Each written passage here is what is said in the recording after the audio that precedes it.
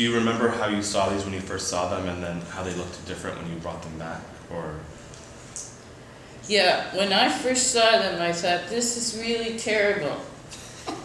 This color is way too bright, because I was seeing it against a background of color in Japan.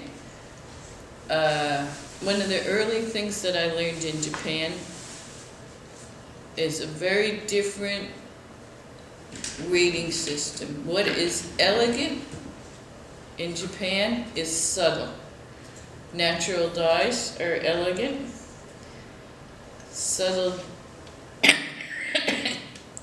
excuse me. The Japanese use the word shibui. I heard that often, shibui. What does it mean? Okay, there was like no one direct translation of shibui, but it has to do with dark, mysterious, subtle. None of these fit in. This is popular, garish, suitable for foreigners. In the same way you have the, you can look at the things that were exported from Japan and China, where they were trying to suit their taste to what they thought the Europeans wanted. So porcelain, which was developed to a great extent in Kyushu,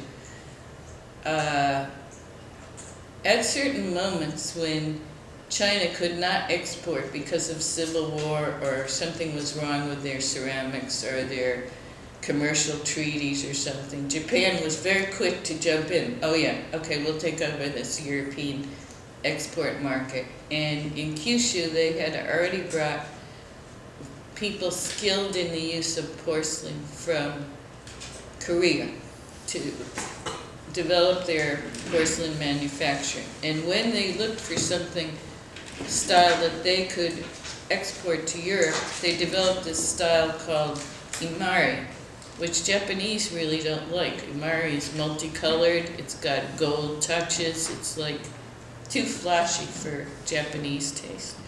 But they found a good market in Europe for these expensive porcelains with multicolor, multi-detail gold.